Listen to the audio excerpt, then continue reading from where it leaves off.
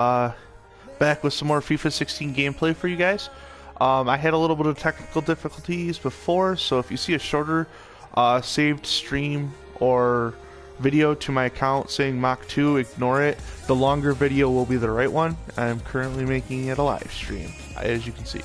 We're going to continue the career of Chris Cooper, going into Southam, who finished a whole year in Hamilton, is finally back with Southam. He won the Scottish Cup with Hamilton. Now he's going for the Premier League. But what the video, or at least the commentary, is going to be about is the NFL draft coming up Thursday.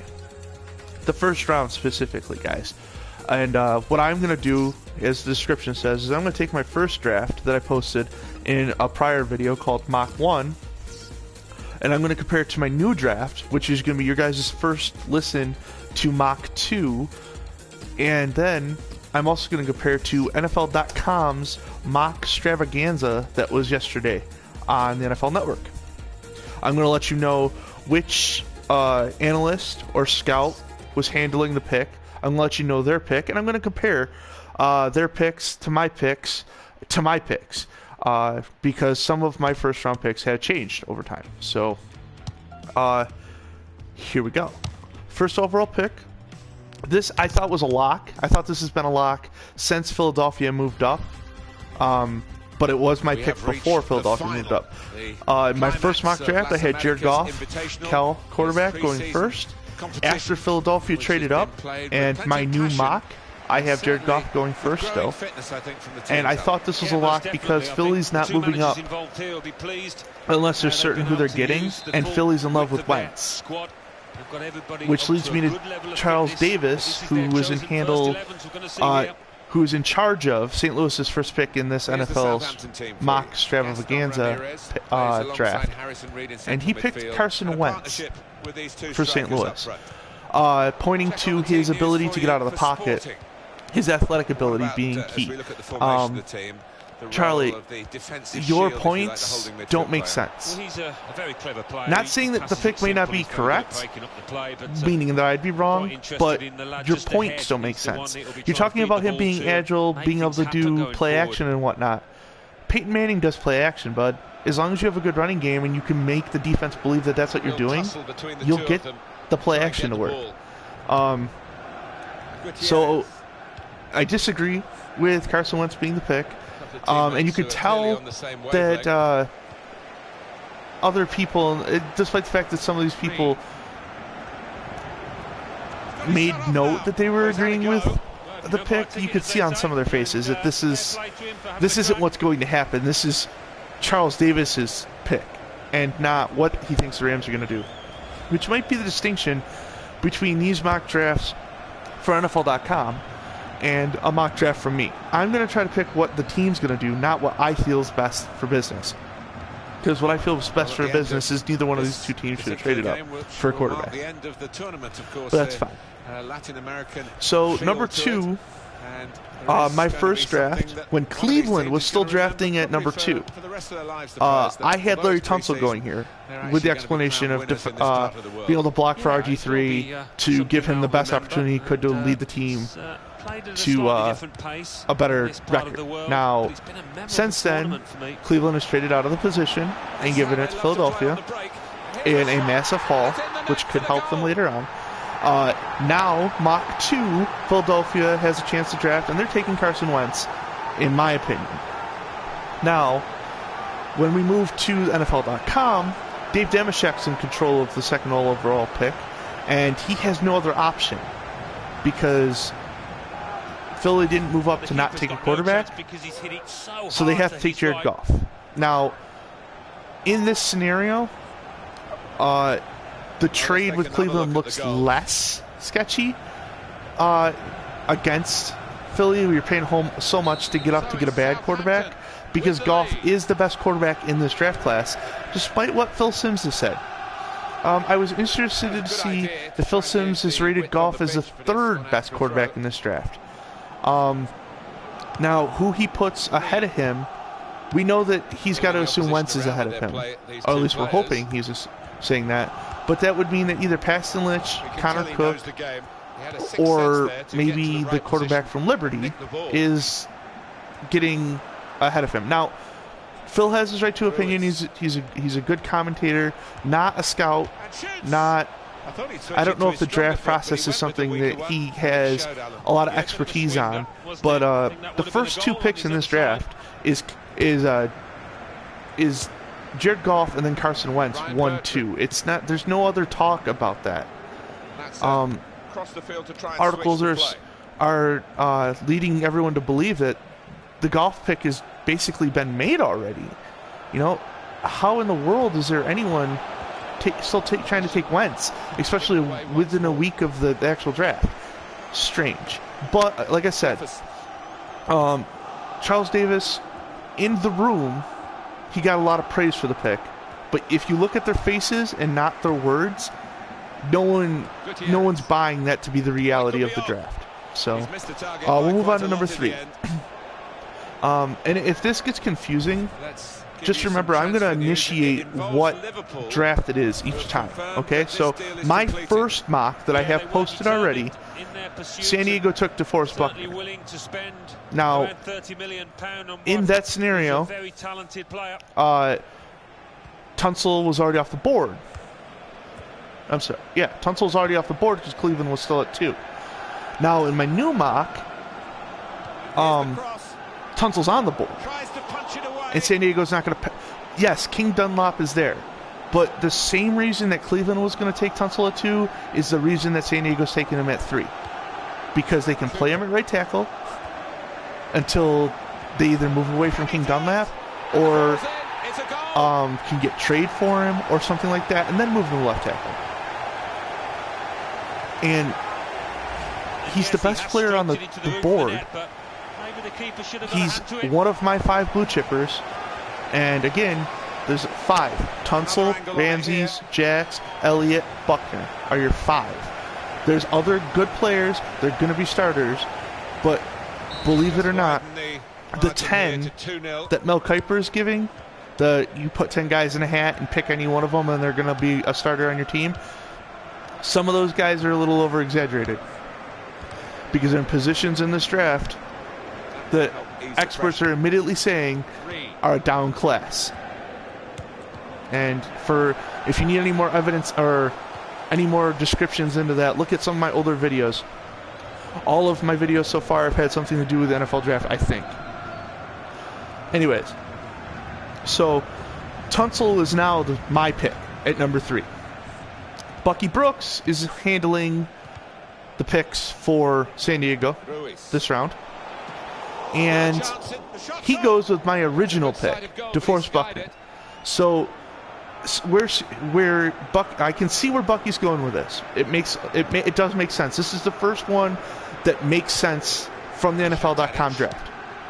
Because they already have Dunlop in place, and if they're comfortable with who their right tackle is, and they're comfortable that they're going to get a chance to re-sign Dunlop, improving your defensive line is a great idea. And you're not losing out because the guy that you're picking is the blue chip guy. He is one of the 5 blue chippers. Am I surprised that the first defensive player is not Jalen Ramsey? No, because obviously a lot of teams are cooling on him because of his lack of interceptions. But I feel like that's just another reason that he is a safety and not a corner. But an argument for another day, I guess. We'll see how the draft goes, and then I'll get to voice that a little bit more. But the 3rd overall pick, according to NFL.com, Bucky Brooks in control of it, is DeForest Buckner. I like it. It's my first pick where I don't agree currently with them. It's the first pick that makes sense. Only because I don't agree with the teams moving up for the quarterbacks. I want that to be understood. That both teams paid a lot to get up to get a quarterback, and I feel like this is a down quarterback class. But in this scenario, for the NFL.com guys, Philadelphia is getting the steal of it because they've got a ready quarterback now. Number 4, my first number 4, I had Ezekiel Elliott going here. This was me making the video about Morrisgate. because I had totally forgotten about Alfred Morris being signed. I think Michael Irvin, who's in control of the pick for NFL.com, points out that Morris had 750 yards, splitting time, and injury, and stuff like that, behind a lesser offensive line. So he gives praise to Alfred Morris, which is good. You gotta appreciate that. But in my new mock number 2, the draft that I'm going into the NFL draft with, this is where Jalen Ramsey comes off the board. Defensive back, Florida State. Again, a position of need at defensive back for Dallas. Dallas has only got an opportunity to get so many blue chippers. I don't necessarily know that Miles Jack fits what they need as much. Their linebacking core is not as bad as it could be. They can get a linebacker in the second round. But as far as caliber defensive backs go, I think this is the Ramsey pick, and I think he ends up corner for Dallas. He lines up across from Brandon Carr, who's coming off of injury. And if Dallas really wants to, use his talents to the fullest, they'll move him in and out of safety and corner and let him be the playmaker that a lot of experts already know that he is. So at 4, I have Jalen Ramsey going. But now we go over to Michael Irvin, who's in control of the pick. And Michael Irvin makes the case for Alfred Morris and then selects Ezekiel Elliott. Going to the fact that he wants, 2 backs. 2 good backs is better than 1 good back. And this is something about Emmitt Smith. And I didn't understand it because if he's comparing Ezekiel Elliott to Emmitt Smith, then there's no point in bringing up Alfred Morris. Ezekiel is a good pick here. As I said, I had him there initially, but I feel like they could go defense here and get a running back later on. But Michael Irvin takes Ezekiel Elliott. Again, obviously, I don't agree with the pick, but as you're gonna catch a trend here. Former players in this scenario are drafting a lot of positions close to home, to say. Michael Irvin, I know, was not running back, but he did take a running back. He played offense.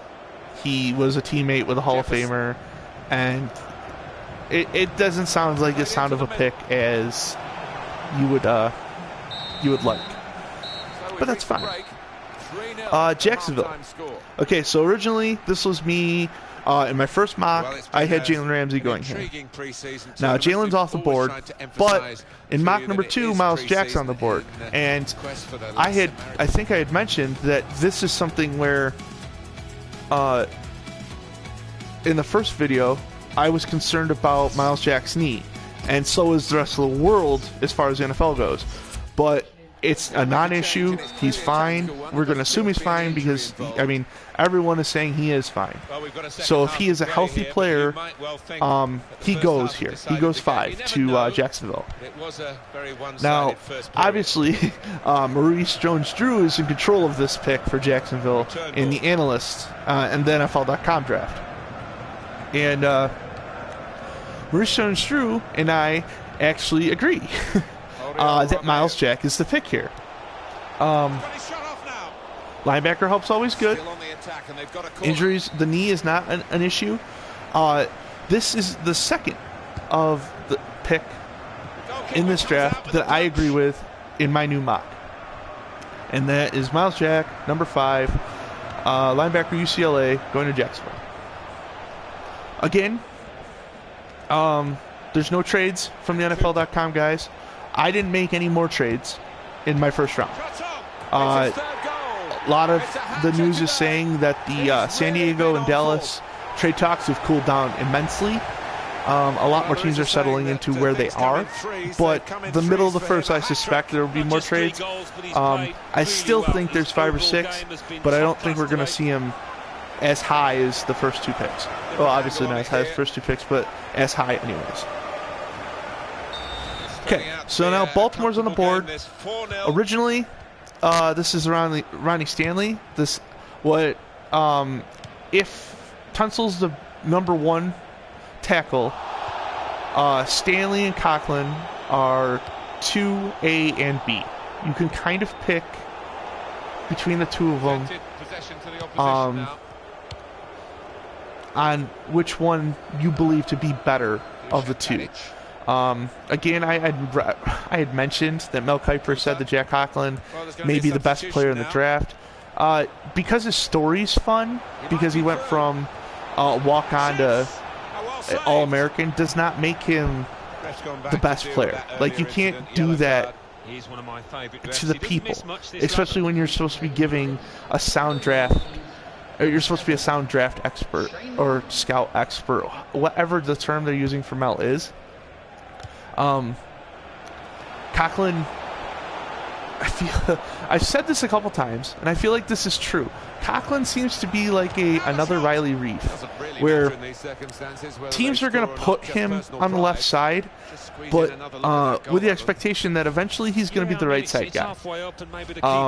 Once they can find a better replacement. But for Baltimore, this pick is not about Jack Coughlin. It's about Ronnie Stanley. To me, in my first mock. So my first mock, I had Ronnie Stanley going here. In the new mock, the one that you guys are all waiting for, the pick is Ezekiel Elliott, who's still on the board. Justin Forsett did all right. Could be better. Baltimore's got a chance at a blue chip player. You don't pass on having a blue chip player. It seems like a good fit, despite the fact that there's other needs they could have used to fill here. But some could say best player on the board at this point. But you know, it's up to them. But I think the pick is Ezekiel Elliott. Charlie Casserly is in charge of the pick here, and somehow Larry Tunsil falls to Baltimore. And this was discussed during this draft. This is why I think these analysts didn't really think about this draft all too much as far as what teams are going to do, as much as they thought they would want to do. Because Tunsil, before the trades, is the first overall pick in this draft. Now, he has apparently there was ankle injuries earlier in his career. And some guys have climbed the board a little bit as far as other tackles, Coughlin and Stanley to be specific. But even while they were climbing the board, Tunsil's always been the first tackle off the board. That hasn't changed a lot. So to have him go this far is kind of weird. But NFL.com, Charlie Casserly has Tunsil going here at the 6th overall pick. So to review my first 6 picks, LA gets Jared Goff, Philly gets Carson Wentz, San Diego gets Larry Tunsil, Dallas gets Jalen Ramsey, Jacksonville gets Miles Jacks, and Baltimore gets Ezekiel Elliott. I'll do that at the end too. I'll go over my complete mock 2 versus NFL, and then give you the NFL.com's mock 2. Although you guys can go to NFL.com and get that, so maybe I'll just give you my full mock at the end. But we're now on San Fran, and you know what? I'm going to ignore my first mock. You guys can watch that video for it because the trades kind of screw up a lot of this stuff. I'm just going to go with mock 2 versus the NFL guys at this point. In my first one, I had Carson Wentz here, and we knew after the trade that Carson Wentz wasn't going to fall this far. So my mock 2, the best player on the board is DeForest Buckner, and San Fran's going to take DeForest Buckner. I know they're not the same players, so I don't want this to be something where people are assuming that I think they're the same guy. But this has Justin Smith written all over it. Not at the position, not the draft, but Justin Smith could play every position at the defensive line for San Francisco.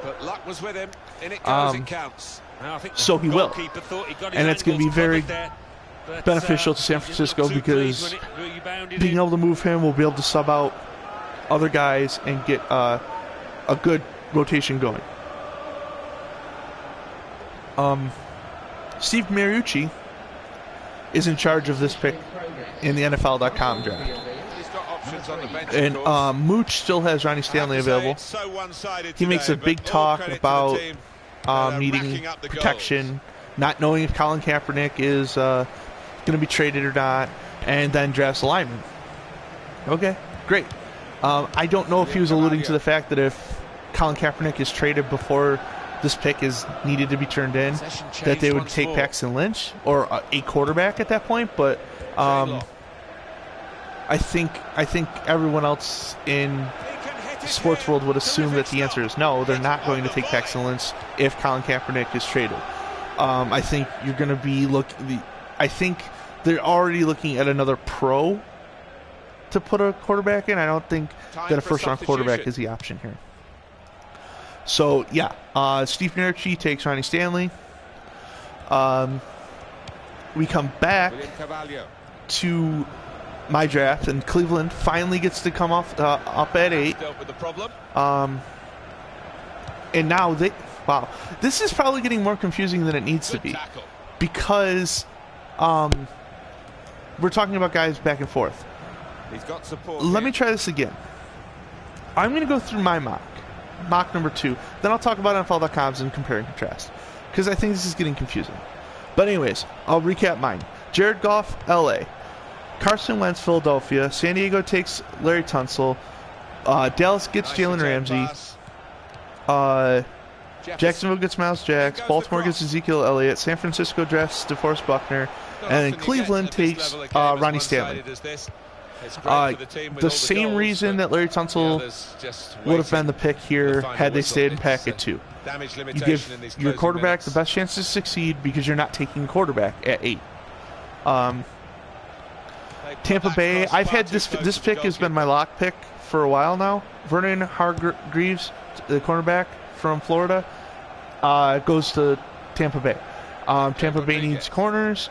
The top, if you consider Ramsey to be a safety, the top cornerback is Hargreaves. Tampa Bay takes him. Now, the next pick for me is another lock. Laquan Treadwell going to the Giants.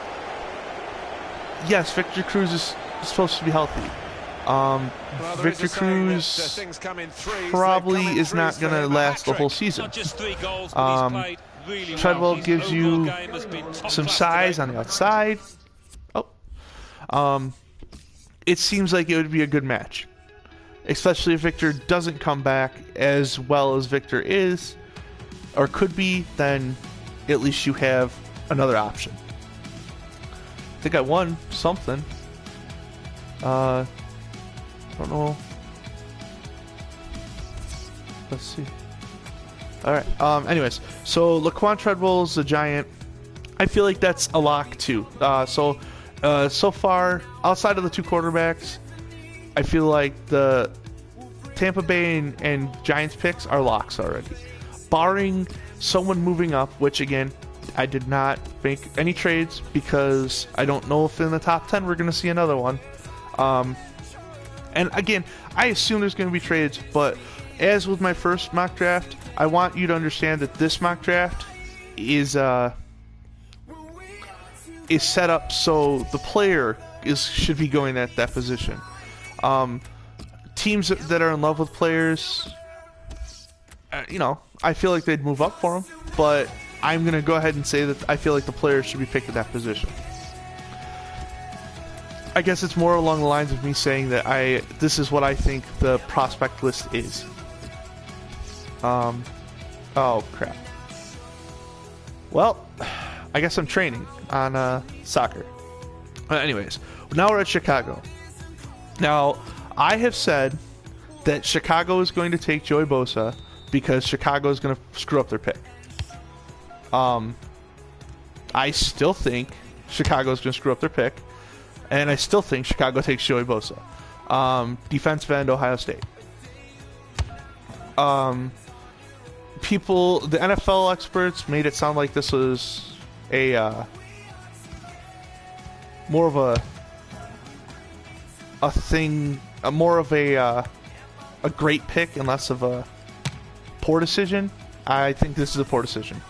But Joey Bosa rants, I've had enough of those on these videos, so if you don't know what my feelings on Joey Bosa are as far as him being the first defensive end to go, watch some of my other videos, because again, I don't believe him to be the best defensive end, and a lot of scouts don't believe that, so I'm not sold on him going here. But Chicago's gonna screw up the pick. They have a way of doing that. So Chicago, Joey Bosa, pick 11. New Orleans, I think New Orleans is gonna get their guy here. I think when New Orleans came into the draft, they were saying that given that they didn't have a shot at Miles Jack, that if Darren Lee was on the board, that this was their pick. And I think this is their pick. I think Darren Lee's the guy. He's gonna go right into the system. He's gonna go right in and play. New Orleans pick Darren Lee. This is just it's a quick pick. I think this is if I had to say I had another lock, I think Darren Lee is the lock here, because it's a position of need for New Orleans. I think when they were coming in the draft at the position they were, that they suspected that he was going to be available. So this seems to be it seems to be the pick for me, and I think New Orleans will also make the same pick. I'm going to sim these.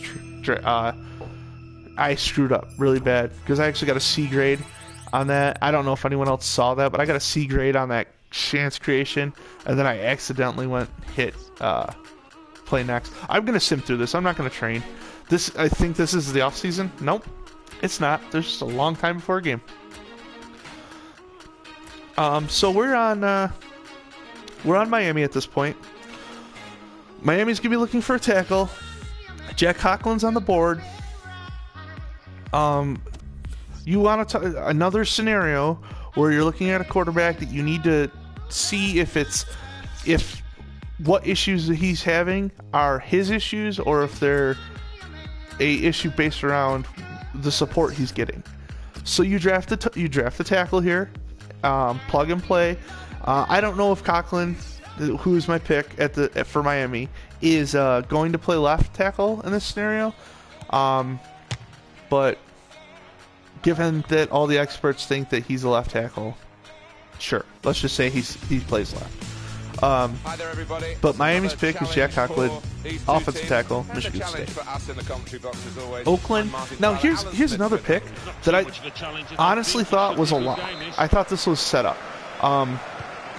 Oakland wants an inside linebacker. Yeah, there's other needs that they could address, but they want to get a captain on the defense. The guy I got picked here is hard-nosed. He seems like he's going to be a great Raider. Like, Raiders of old will be happy to have him in there. And that's Reggie Ragland. I thought there was no question about this pick. This is my third lock, where I'm just like, I went ahead of the draft and just put this guy here. I suspect that he'll be there, and I don't suspect that Oakland would pass on him. Yeah, they could use more meat in the middle, more pass rush, but yeah, you get your captain of your defense. You've just got your captain of your offense in David Carr, one of the Carr brothers, and yeah, you just move on from here.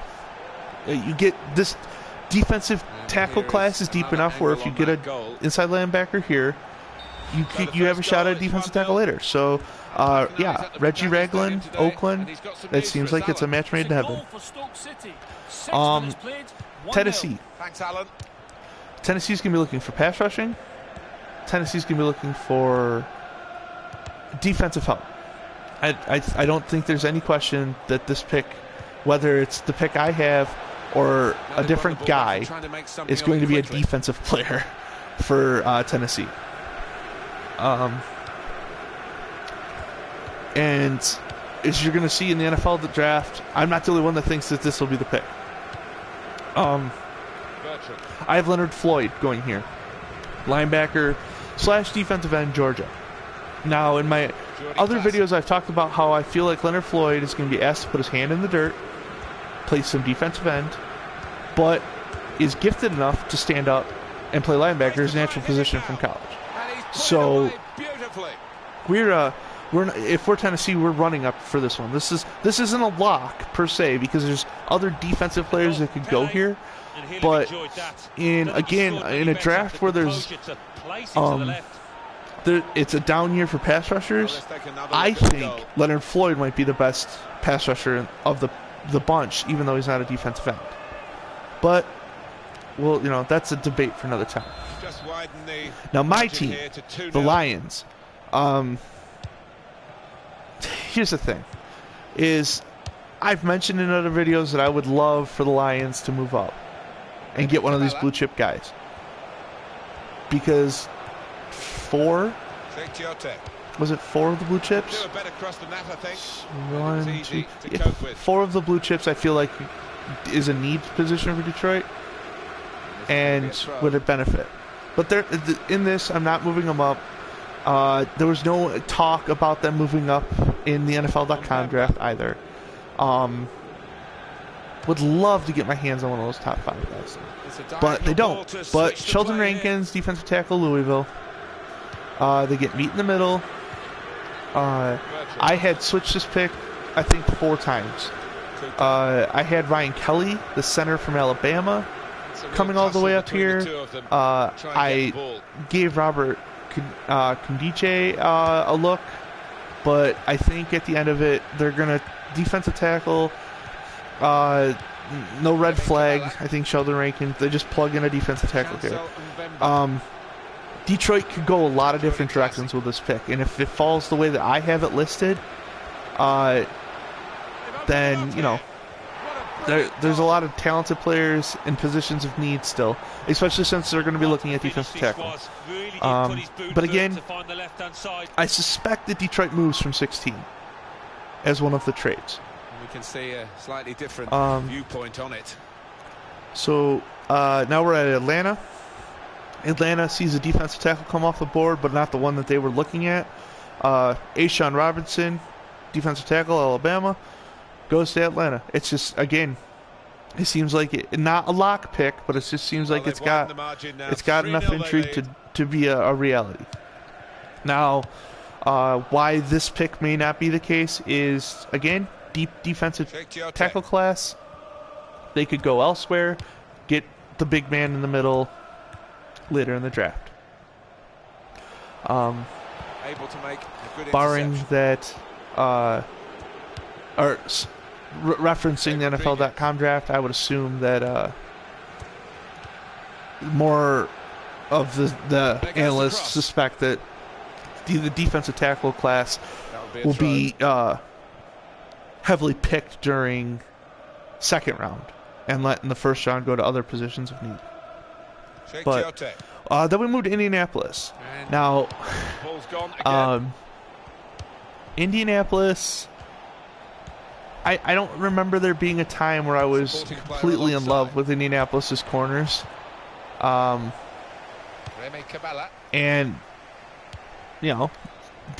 they need defensive help.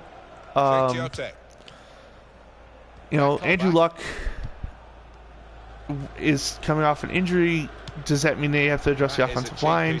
If you read the comments on the NFL.com videos, there's an Indianapolis fan who's very upset with the analyst because he doesn't think that they need the offensive line help as much as the analysts may be pointing towards it. So Indianapolis is going to take a corner here. I think they're going to take Eli Apple, corner from Ohio State. Jack Colback. Again, they need defensive help. They need corner. I don't remember them ever having a corner that I was in awe of. But I think Eli Apple's the pick here for Indy. Buffalo comes on the board. My dad. Hey, guess what? You're happy. I think my dad's happy here. And if you don't know, I grew up in Western New York. My dad's a huge Bills fan. And we talk draft a lot when the draft's around. and he's always disappointed with the draft, unless Buffalo makes a huge trade. He liked the Sammy Watkins move. He thinks they overpaid, but he wants a playmaker. I think he's going to get a playmaker on defense here. I think Buffalo takes Shaq Lawson, arguably the best pass rusher. Again, on a poor pass rushers class. Shaq is arguably number one. In a defensive end class, he's arguably number one. And for more information, watch any of my other videos to talk about Joey Bosa not being the number one guy. But Buffalo gets Shaq Lawson. He fills a hole Mario Williams had. You can't say he replaces Mario Williams, but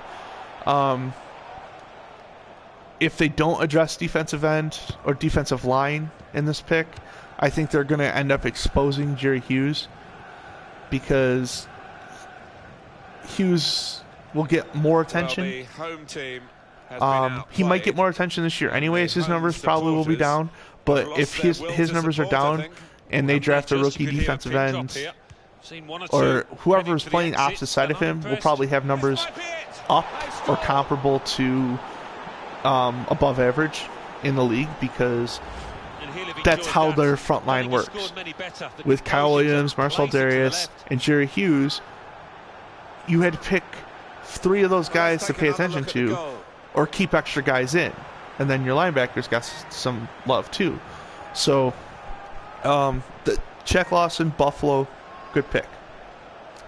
If you had been watching any of my other videos at all, you understand that I do not think that this next pick should happen. But because of picks 1 and 2, the Jets don't have a chance to move up now to go get a quarterback. Paxton Lynch, quarterback, Memphis, is the pick. NFL.com guys agreed with me. They think that, well, at least the guy that made the pick, as we'll get to later, agrees with me, that they'll be running up, and they won't be the only ones running, because Ryan Fitzpatrick will be running in to sign a contract. Guys, you got to be outside your goddamn mind if you think that that's going to make Ryan Fitzpatrick's decision any easier or harder. All he has to do is watch Mel or Todd's or Daniel Jeremiah's videos on scouting about him. Watch any one of these analysis videos about Paxton Lynch. He's not ready to play next year. You still need a quarterback for next season. Guess what? Ryan Fitzpatrick is in a better position, because you didn't draft an NFL-ready quarterback. So when you threaten him with, well, you won't start if you don't sign this contract, he goes, who are you going to have start? Unless they make a huge trade to bring in another quarterback, which is on the table, that's a possibility. I referenced the Muhammad Wilkerson, Sam Bradford trade as the possibility of them getting another quarterback, but then Bradford I don't think would be too much of a threat to Fitzpatrick either. Again, in a scenario where mediocre quarterbacks are playing, I don't think Ryan Fitzpatrick is worse than Sam Bradford. Fitzpatrick, to me, is the better of the two. But the pick right now is Paxton Lynch. Washington's looking for a defensive tackle. Andrew Billings is on the board. Andrew Billings is got the skill set that I think Washington would want. It's an easy pick. It's not a lock again. All of my locks have I had 2. I have 2 locks in the first round thus far. Well, I have another one later, but it's probably a stretch pick. But still. Yeah, Andrew Billings, defensive tackle, Baylor, Washington. Lock. Not a lock, but it's closer to a lock than it can be. They want a defensive tackle here. I think they're getting meat in the first round. Analysts agree that they want meat. They don't necessarily agree on the player, but that's fine. Houston. I think it's pretty safe to say Houston's going to be looking for a receiver. So you take the 4 receivers that should go in the first round, and I picked Corey Coleman. is the guy I think that they'll take. Treadwell's already off the board. That only gives you 2 more to pick from. I think it's Coleman here. Minnesota comes up to pick after them, and they're like, well, hey, you left the guy on the board that we wanted. I think Minnesota takes Will Fuller. Mike Wallace didn't work out for them. The speedster didn't work out. But I don't think they're going to give up on trying to find a fast guy. And as far as receivers go, I think Will Fuller's the pick there. So Minnesota takes Will Fuller, receiver from Notre Dame. Now, if you look at my first mock, I had another receiver going here. I actually think I had Corey Coleman going to Cincinnati with this pick coming up. But Cincinnati's not going to take a receiver. Cincinnati's going to protect Andy Dalton by getting some meat on that line. And they're at an advantage here because the best guard is still on the board. He played tackle at Kansas State, but is going to end up being the best guard in this draft class, and that is Cody Whitehair. I feel like this is one of those it makes sense picks. Like again, if it's close to a lock as it can be without being a lock, if he's there for Cincinnati, I don't see him going any earlier. I think Cincinnati kind of just like, well, this just makes sense. Now, again, NFL experts agree that there's an offensive lineman going here, but not the one I picked. We'll talk about that when we get to their draft, though. It's a change in Pittsburgh, for Newcastle Pittsburgh's looking at the board going, wow. One of the offensive tackles, a right tackle in this scenario, is still on the board. They want me to in a division where they just watched Cincinnati take the best guard available. They're like, well, we're going to take the best offensive tackle available. And LaRaven Clark is still on the board from Texas Tech. And it's an easy pick made right there. LaRaven Clark goes to Pittsburgh. Seattle comes up. Now, Seattle got Brandon Bowers back, so they're what, 3 cornerbacks deep as far as like decent corners, maybe 2. Maybe you consider Bowers to be more of a hybrid position player, but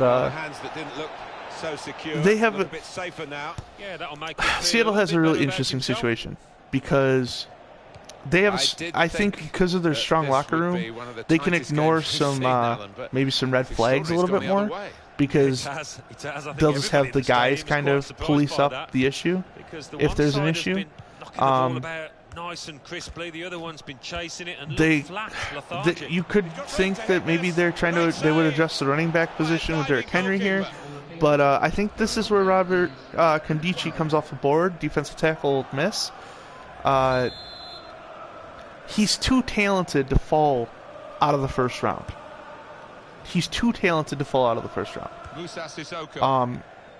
Teams that pass on him are basically telling me that they don't think their locker room is strong enough to keep him out of trouble. Now, it's not their job to keep him out of trouble, but if you have a strong presence, a guy that doesn't, like, you don't hear about Richard Sherman going and doing silly things, you know. I feel like that this is a good spot for him to go. And Seattle might be getting the steal of the first round, because he's got the talent to be the top defensive tackle off the board. I think it could have been Buckner and him, or him and Buckner. And I think that there was reference to the fact that early on there was even considerations for him being one of the top players taken, not even the top defensive player taken. But Kondichi, I think, goes here to Seattle. Green Bay, I've had this pick set in Green Bay. Again, this is my third lock. Emmanuel So Ogba, far. 3 shots. defensive end, 2 on Oklahoma target State. for Guys, Newcastle United. skill-wise, I have no reason to put him here. Well, I mean, they could use some pass rushing help. You know, they've done okay, about half on target. You know, they need to improve on their defense. That's the side of the ball that needs the help right now is defense, not offense. You could say linebacker here if there was a linebacker that was worth the position. So don't expect Green Bay to necessarily have to stay there. But I like the name Ogba going in Green Bay. I think it's a name thing. I just feel like the fit makes sense. So I've had this pick set again. Emmanuel Ogba, defensive end, Oklahoma State to Green Bay. Kansas City. Kansas City's looking for meat. Kansas City needs some meat. They want some. They got to have more than Poe when it comes to defensive tackles. Jaron Reed from Alabama is on the board, and I feel like this pick for Kansas City is a big guy. I think it has to be a defensive guy. I think it's likely a defensive tackle. Jaron Reed to me is the best on the board. Jaron Reed comes off the board. Jaron Reed's a pick for Kansas City. There's not, as far as like what teams are needing, there isn't a lot of disagreements and a lot of picks for me and the NFL.comers. It's just what guy it is that is going there. You know, that's been where the difference has been. But differencing opinions, I guess, on the picks themselves. Arizona. Now here's another one. This is my fourth lock of this first round. And this is the one where I probably get flack for, because I think Arizona still can take Hunter Henry at tight end in the first round. They could address the fact that they released Calais Campbell. They could. Looking ahead, and next game. You know, there is players that could fill the spot. In the Barclays Premier League. Given the way that they've been playing, they could try to go get an offensive lineman. I think most of them are stretches at this point. I just don't see a better value pick in the first round. Plus, the tight end class is down, but he's rated as the best tight end, and he could be an early first round pick, or early second round pick. Sorry, if he's not taken here. So you know, Arizona, Henry is going to be a split out most of the time. But if you think I think it's a lock, but you know, there again, if it doesn't happen, I'm not entirely shocked either, because I don't necessarily know. I don't know if Arizona agrees with me being a lock as much as you know. Damage limitation in these closing minutes. So Arizona, Hunter Henry, tight end at Arkansas. Down to the last two picks. Carolina doesn't have the privilege of picking the best player available because they want to. Carolina has to pick a corner. Josh Norman leaving is a huge hole. They're going to try to get someone who is close to Josh Norman as possible, and that is William Jackson III from Houston. They need you go from a position where you could take a second or third round corner and then coach them up to be a talent. In this scenario, you have to go get a corner. Suspect that Carolina may be calling up to wow. Carolina would have to go a long ways. In my draft, they would have to go to Cleveland to be able to get Vernon Hargreaves before he comes off the board. Cleveland's talking about moving back again, but Carolina would have to give up a pretty big load to move up that far. And they're not going to be able to make the trade with Tampa. Tampa's not going to offer them a possibility. So, William Jackson at this position from Houston, corner. Last pick of the first round, because New England doesn't get a pick because they're cheaters. Denver's looking at their draft board going, there are some circles that have this man being the best defensive end in the draft class. In a draft class that is lacking in defensive ends. Aston Villa 1. Kevin Dodd comes off the board and ends the first round. The Kevin Dodd argument goes to such. I've said this in other videos, but here's the argument. Kevin Dodd could be better than Shaq Lawson. That's a point that has been put out into the ether. Shaq Lawson could be better than Joey Bosa. That is also in the ether. Combine the two theories, Kevin Dodd could be the best of the three defensive ends. I still think Floyd is the best pass rusher out of the group, but as far as the best defensive ends, I think that's Kevin Dodd. And I think Denver is another team that's getting a decent steal here without having to do a whole bunch of moving to get it. DeMarcus Ward is getting up in age. They're going to want some defensive line help. I don't necessarily know that them signing Crick from Houston is the adverse to this pick. Smith alongside me, Martin Tyler, and a big welcome so to you we'll to see. This match. Now, I'm going to come back to the NFL.com draft. And guys, I'm so sorry that I was doing the alternate. After saying it a couple times, I could see why it would be confusing.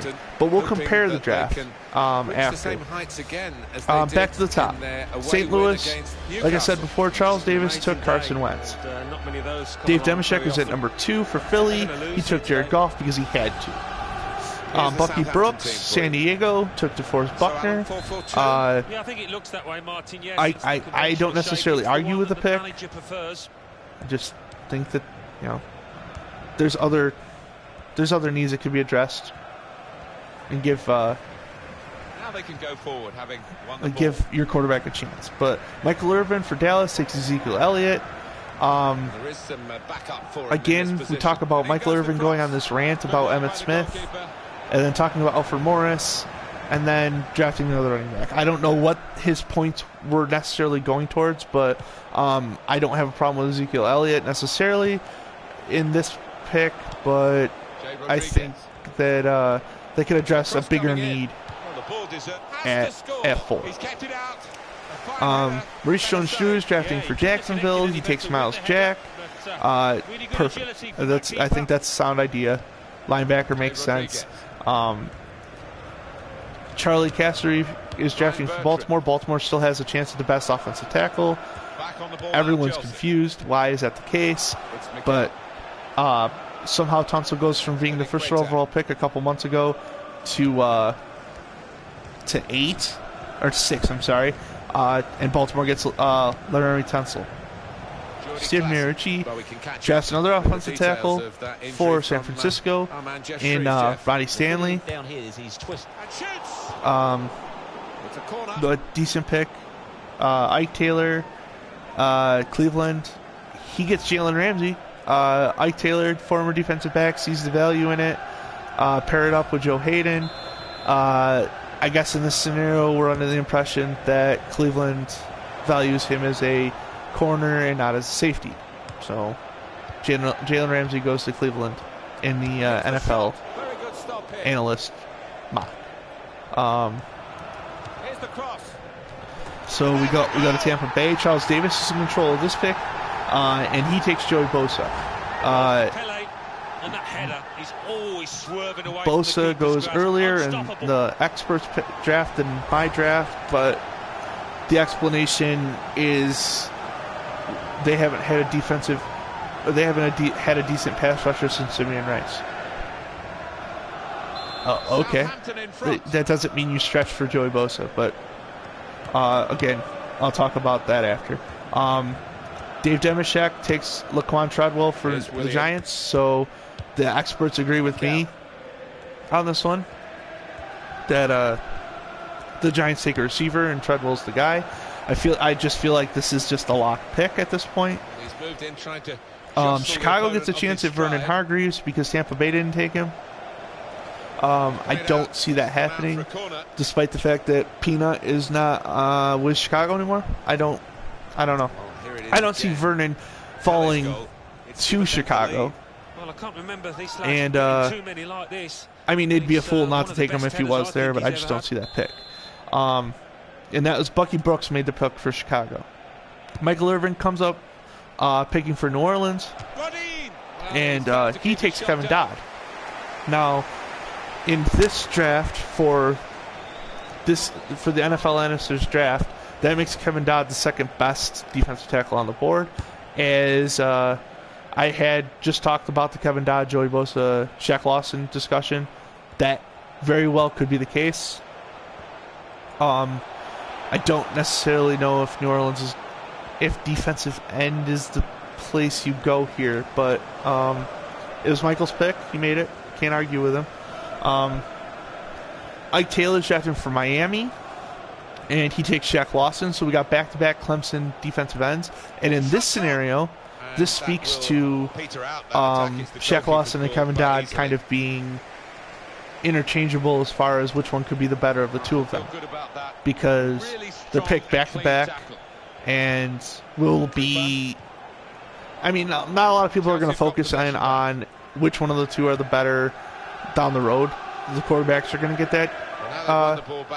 The quarterbacks are going to get that look, but not these two defensive ends.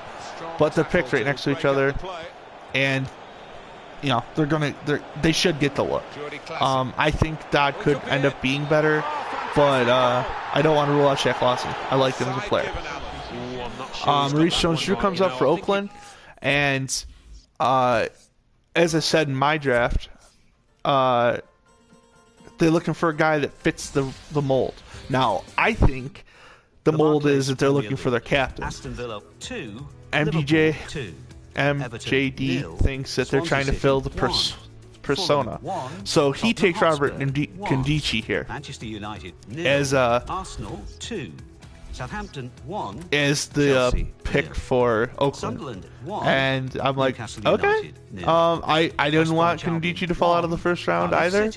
So kudos, good job, Jones-Drew.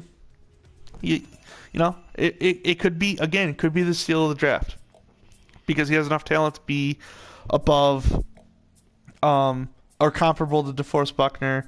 And, well, in this scenario, I guess he is the first only defensive tackle since Buckner. So, you know, kudos to the pick.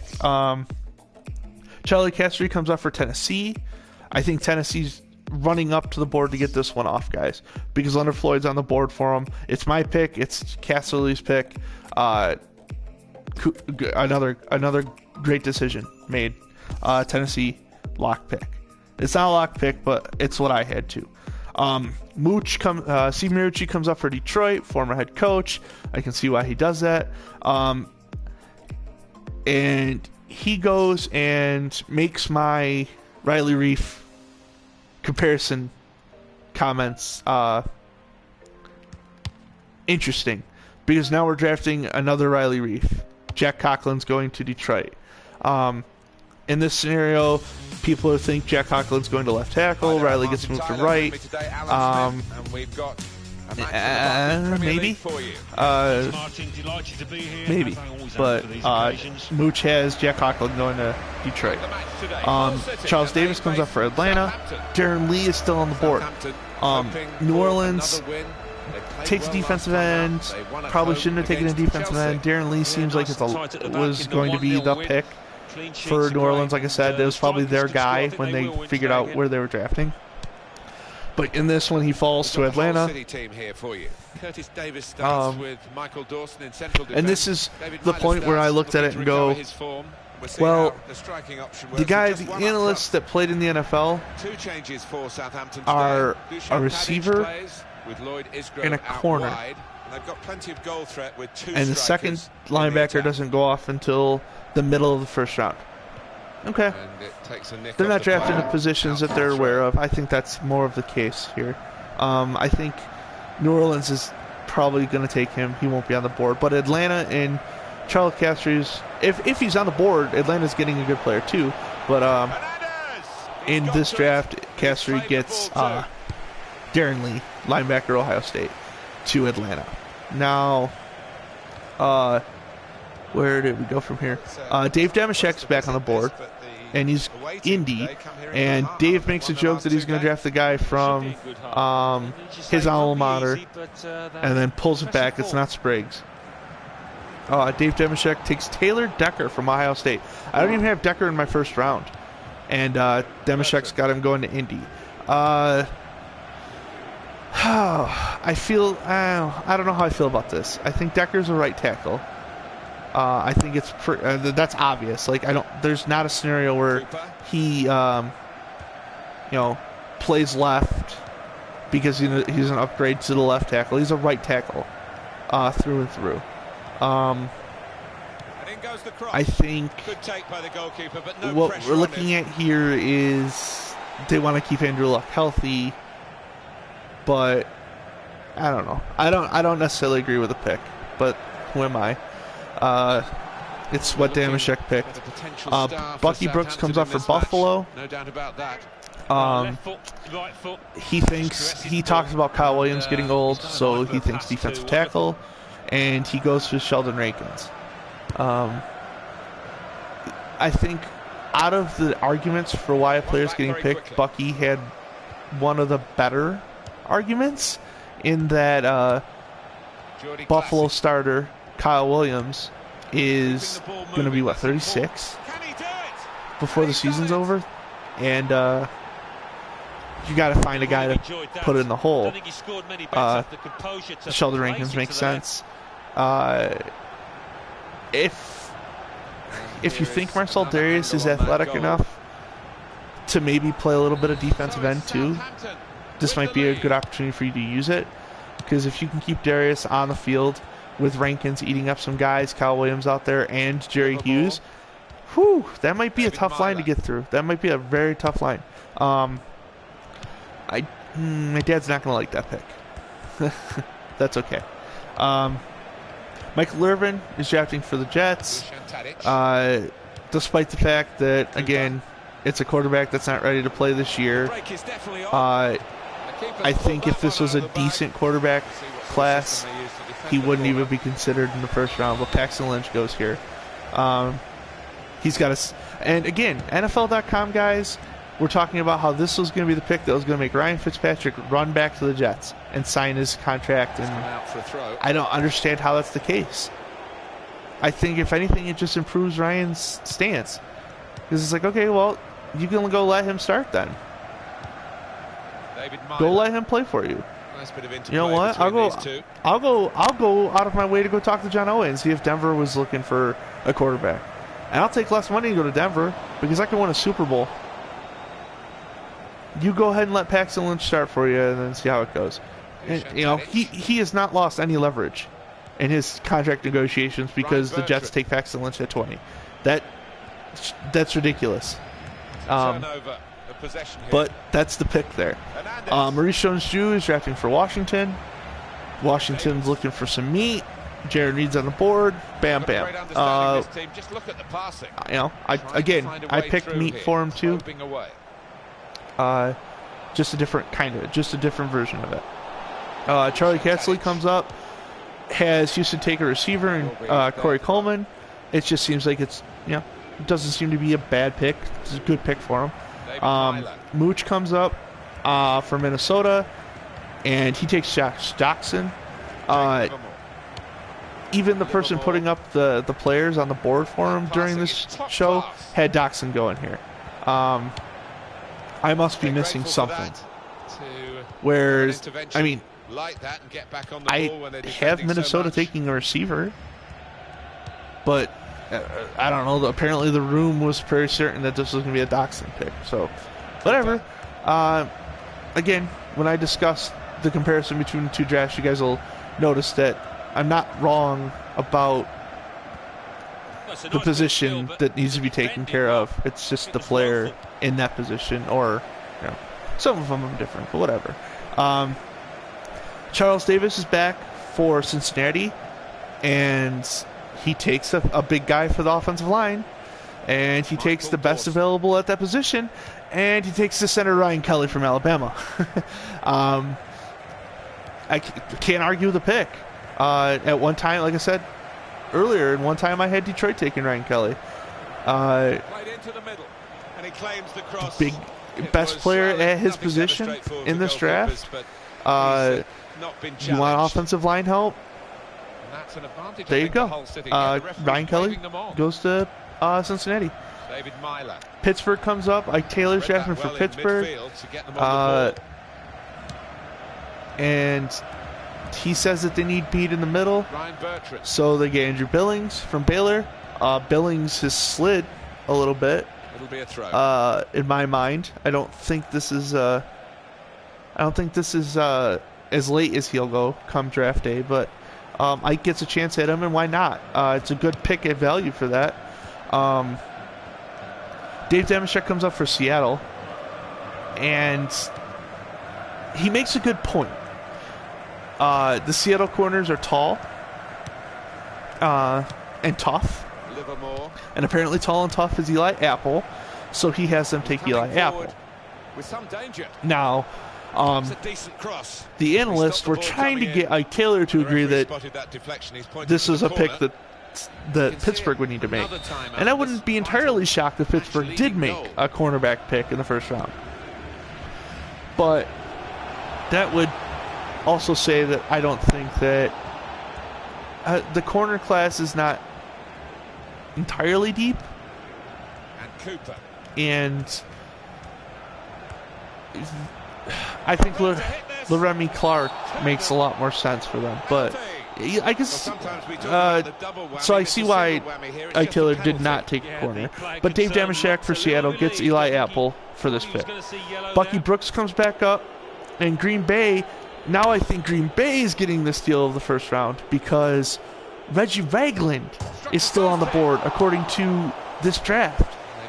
The best inside linebacker, and 3 or 4 teams have passed up on the need. If Reggie Ragland's there at 16 and Detroit doesn't take him, I'm going to lose my goddamn mind. He's just a big, hard hitter, and kind of like an enforcer. Plus, he's a captain kind of guy. He's a guy that captains the defense, as most inside linebackers are. This is a great pick for Green Bay if he's there, and and for NFC North, I'm scared. If I'm a running back in the NFC North, even if I'm Adrian Peterson, I don't want to get this guy hitting me. He plays tough. That's a great pick for Green Bay if he's available. Bucky makes a great pick.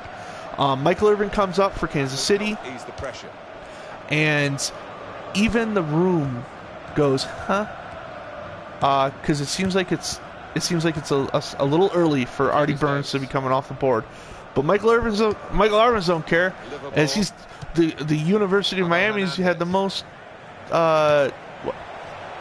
pros drafted or most Pro Bowlers or whatever, and it doesn't make any sense. He's basing one player's whole pedigree around the school's pedigree, and it's like, okay, well, great. If this was the 90s, I would agree with him that this is a pick that you make just because he's coming from the U, but we're in a different era, and there's not a... No, this is a bad pick.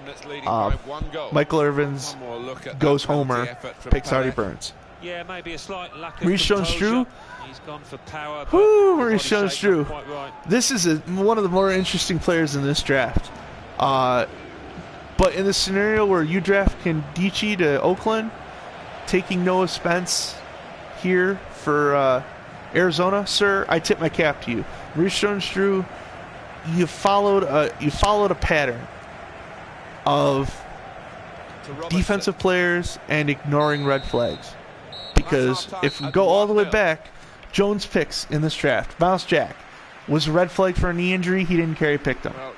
Maurice Jones-Drew, Robert Kandichi, Oakland, red flag for personality issues. He didn't carry, took him. Jaron Reed's a solid pick, no red flag. Comes to this pick, Noah Spence, personality issues, red flag. He ignores it, doesn't care. Could be a really good pick. Could be could be lackluster. It's on Arizona. I think it's a good team for him to go to if he's going to go in the first. And yeah, I have Hunter Henry going here. And as I said, this was the pick where in my draft, Hunter Henry going here was I thought was a lock, but I can see why it would be a stretch. I wouldn't be shocked if this is the pick for him. I think Jones Drew might have hit this on the head. Charlie Castry, he agreed with me that there's no way Carolina can't address the quarterback issue, and he agreed with me that William Jackson is the pick, and I was happy. I was very happy because as soon as Josh Norman's tag got rescinded, I said that no matter what, they had to take a corner here because he's probably not going to sign long term with you in Carolina. And Carolina's came out and said they feel like this was a disrespectful, and then Norman comes out and said he feels like he got sideswiped because, again, I don't necessarily believe that this was a Josh Norman saying he didn't want to take the money. I think this is his agent pulling the trigger. I think you'll see that in the future, that Norman switches agents before it's all said and done. Denver comes up. Mooch is getting the last pick of the first round, and the best offensive guard is still there at Cody Whitehair. Now, guys, when I was first deciding to put a draft together, Cody Whitehair had flags. At least they were saying he had flags that was going to get him out of the first round. I have him going in the first round. NFL experts have him going in the first round. Best guard available. I'm happy for him because some mocks, some other analysts have him falling out of the first round, and it would be a shame because he's the best guard in the draft. Unless you take one of these other tackles that were drafted and push him inside. And I think that might be the Decker scenario, to be honest. I think Decker gets taken and Indy goes, oh, we can move you inside. And I think that's what makes the Indy fan who is on commenting on the video upset because he doesn't think they need a guard. And I don't necessarily think he thinks Decker could play tackle. So we'll restart with a throw. Can you really argue with? Can you argue with that point right now?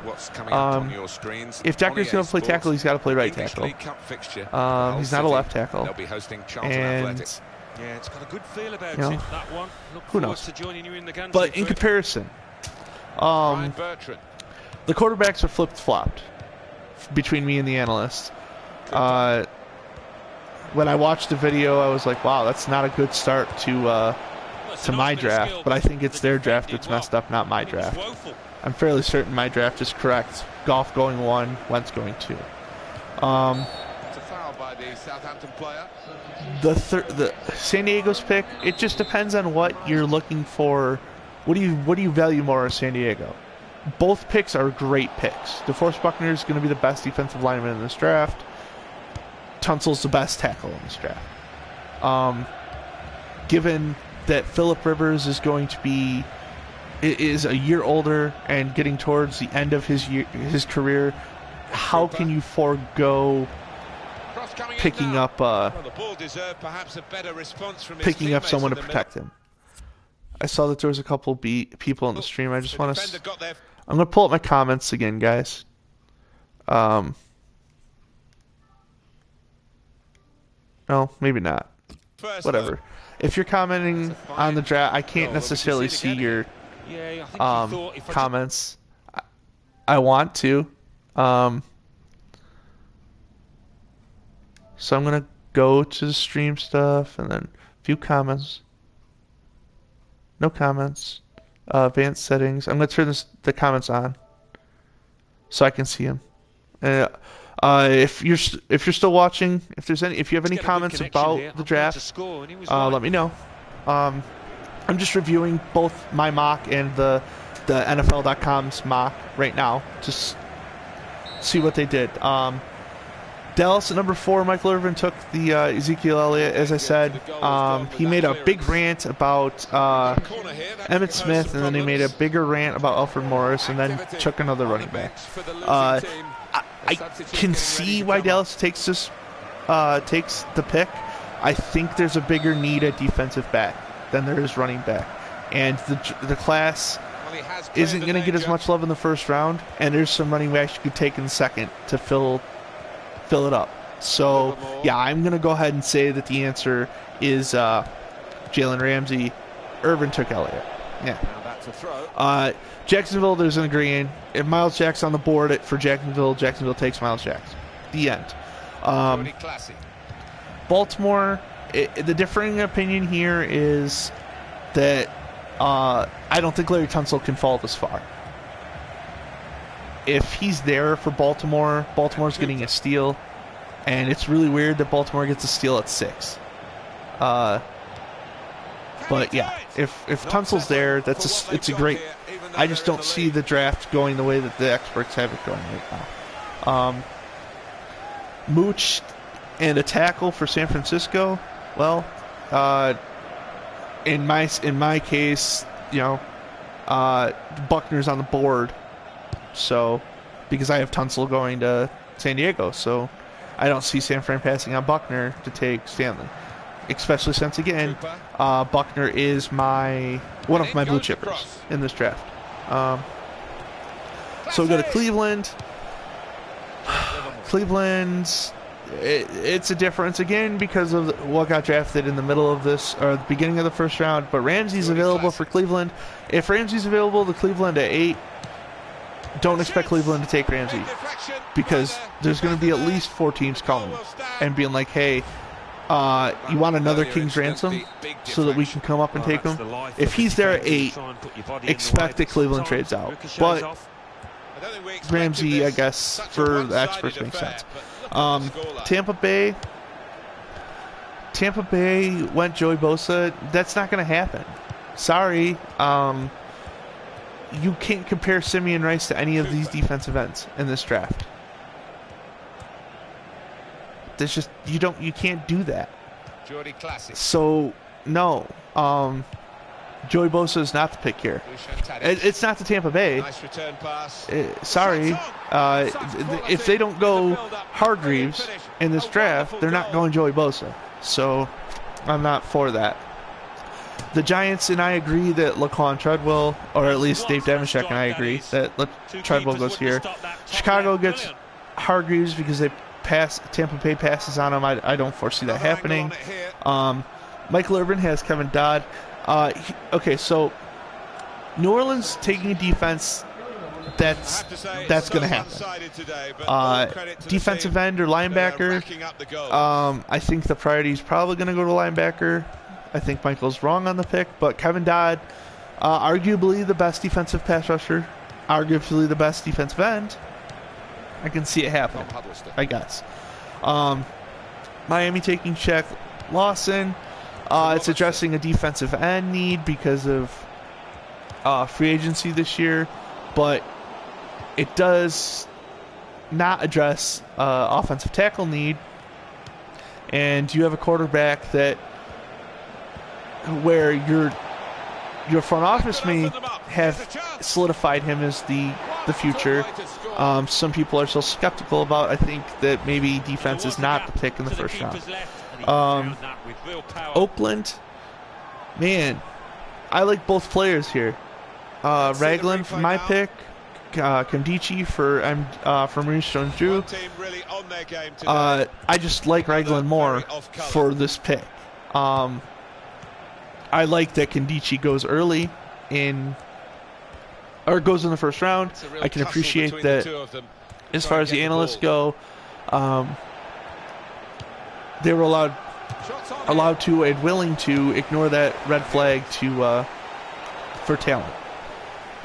Tennessee and I agree, or at least Charlie Casserly and I agree that Leonard Floyd goes here. And I've said this twice now, arguably the best pass rusher in this draft.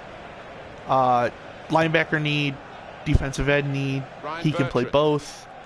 I think that I think going to the NFL, he's going to be asked to put his hand in the dirt, play some end because of his size. Detroit, Mooch has got the Lions taking an offensive tackle. I have the Lions taking defensive tackle. Realistically, if Conklin's on the board, despite the fact that I think he's just another version of Riley Reef, I would take him over Rankins. I just don't have him on the board for the Lions at that point. Because I think more teams value him as a left tackle than I would. And with that said, if he goes to Detroit, he's playing left tackle.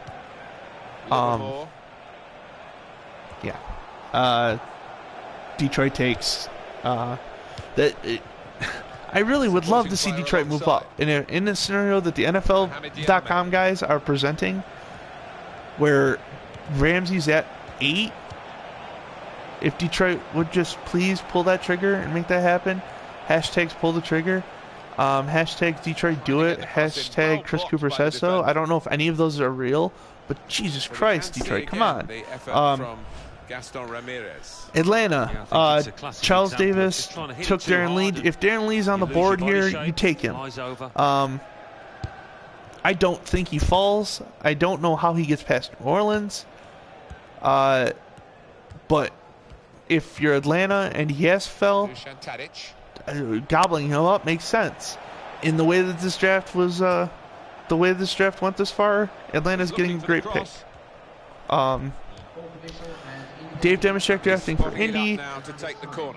Decker, I guess the whole argument is Decker going to be pushed inside? Is he your right tackle? He's not your left tackle. So,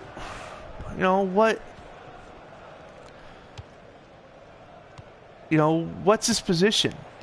And why is his value that high to you? Specifically to Dave Demeshek. I don't like that pick. Even if it's not Eli Apple, who I have slated there. If it's an offensive lineman, it's an interior offensive lineman. And it's like Ryan Kelly. And I don't think Ryan Kelly's going there. I think they go defense here. Pardon me. And I think it's Eli Apple. I don't necessarily know that you can go away from that pick.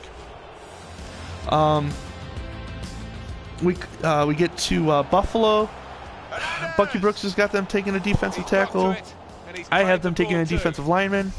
Let's just say that we can agree that the front seven is going to be addressed in the Buffalo pick. I think that's fair. I didn't want to reference my first draft too much, but in my first draft, Darren Lee was here for them. And if Darren Lee's here for Buffalo, addressing the front seven should be a priority for Buffalo. So I think it's a decent decision by Bucky to pick a defensive tackle. I'd look at defensive end because despite the fact that Kyle Williams is getting older, there's a glaring hole at the left end right now, or right end, depending on how you view Mario Williams' position. So that's all right. Michael Irvin and I agree that Paxton Lynch is going to the Jets. If the Jets can stand here at 20 and still get Paxton Lynch, there's belief that there's gonna be a run on quarterbacks in this first round. And if there is, and that's the reason why most of my first round is screwed up, I'm not heartbroken because every team that moves up to get a quarterback screwed themselves. And just giving my team a better chance of drafting a good guy in the first round and a better guy in the second round. So if there's run quarterbacks, if more than Paxton Lynch goes in the first round, I might have to go back to drinking a little bit. But we agree that Paxton Lynch goes here. Different reasons. Again, Michael Irvin's making the point that they think this is the way to get Ryan Fitzpatrick to come in and sign his contract. I think that they're taking a quarterback here because Ryan Fitzpatrick is not going to sign his contract. I think after this draft, we're going to see that Ryan Fitzpatrick could have some options. Denver, I'm looking at you. But we move on. Washington, Washington takes some meat. I agree that they're taking meat. It's just a different defensive tackle at that pick. Maurice Jones-Drew, again, who I think went and ignored some flags on some guys, and kudos to him for being able to do that, and I hope that I like his picks. I like his picks across the board. Pick the defensive tackle here. I picked the defensive tackle to go to Washington. So defensive tackle to Washington. Make that happen. Good idea. Houston taking a receiver. I have Houston taking a receiver. I have Houston taking Corey Coleman. They have Houston taking Corey Coleman. Another pick that me and the analyst agree on. Now, the analyst for this pick was Charlie Cassidy again. That's the second pick that him and I have agreed on. He's a former GM. I'm wondering if maybe I should look at his first round and see how close our first rounds are when he's doing all the picking. Maybe I'll do that after this. That might be an interesting thing to look into. Mooch is picking at Minnesota. It's a receiver thing again. He has Dotson. I have Will Fuller. Are they going to be scared away from taking a speedster because of Mike Wallace? I doubt it. You can't really do that in the NFL. Cincinnati, I have them taking interior offensive lineman. Charles Davis has them taking interior offensive lineman. I have them taking a guard. He has them taking a center. Interior offensive lineman. Which position do you want to address first? So, Ike Taylor for Pittsburgh. I have them taking offensive lineman. They have them taking a defensive lineman. Priority thing again is your defense that lacking where you need to have another big guy, or do you need to protect your aging quarterback who has had to play with injury because he's been hit? I think the answer is more likely to be protecting your Hall of Fame quarterback. Guys, go to Seattle. Maybe, but on the plus side, I think he's showing a bit of common in my sense. scenario, Maurice Jones-Drew already took Candice off the board. Demashek, I don't understand why Seattle's taking a corner here. It's not a need position, and it's not best player available either. So I'm confused. I don't think Dave Demashek should be one of the personalities in these drafts because he picks weird. I mean, let's just go. Number 2, he had to take golf, so I'm not going to hold fault to him at that one. Treadwell was kind of a lock. He didn't have to do so much work for that. So I guess I really have problems with his Decker pick and this pick. But I have problems with both those picks. Bucky Brooks is picking for Green Bay. If Green Bay has a chance at Reggie Ragland, then I will concede the fact that they should not be taking a defensive end. But again, we could say the Green Bay is going to address the front 7. I'm okay with that. When I do my percentages, I'm going to do it on the player being picked. I'm not going to do that. Hold on, guys. 1 minute. He's got the ball back. Well, the defender. Hello? Hey, what's up? What's up?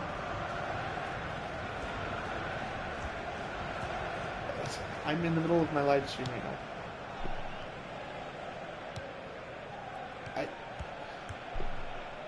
Okay, well then I gotta go back so I can get it over with now.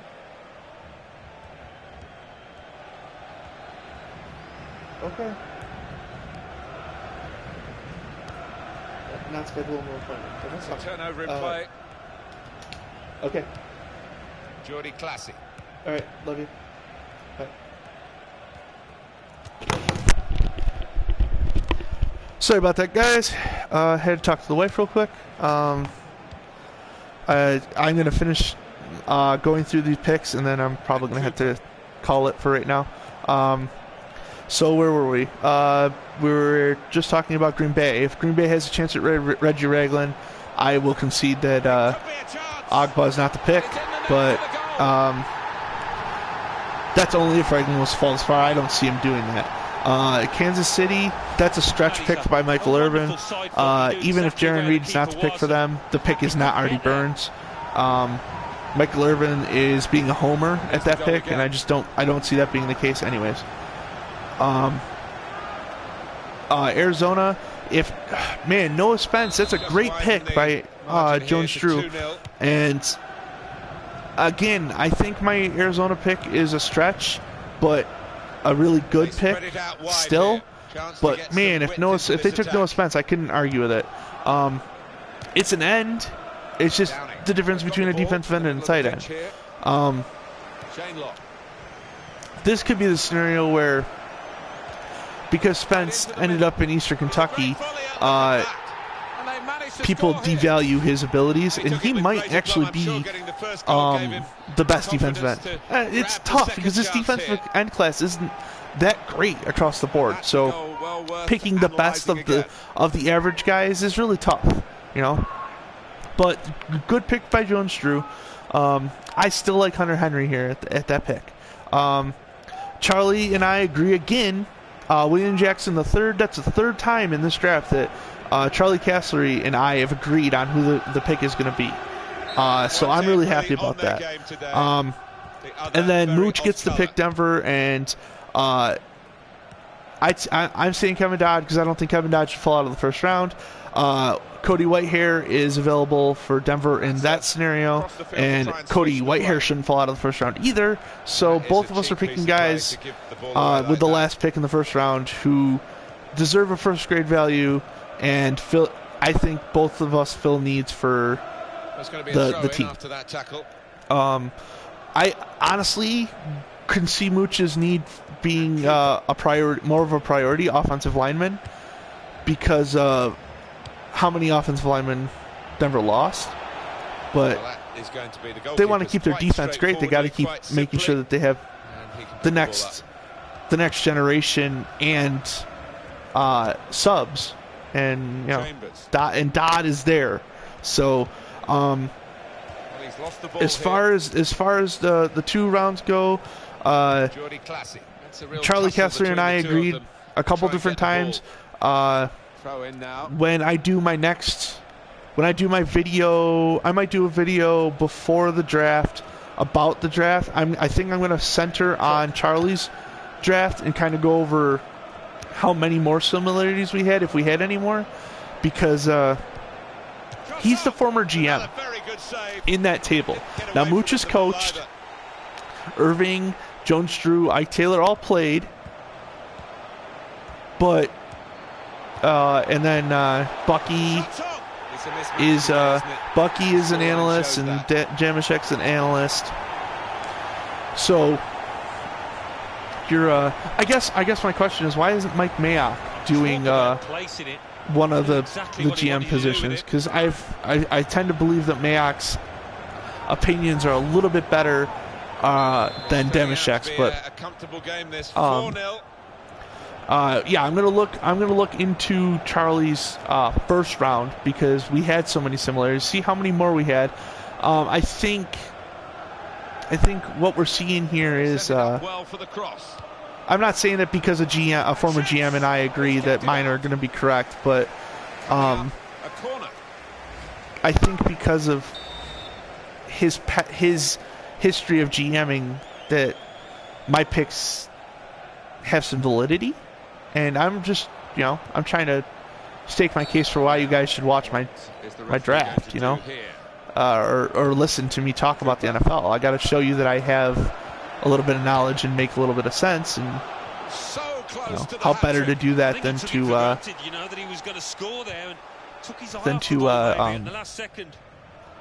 have a former GM comparatively.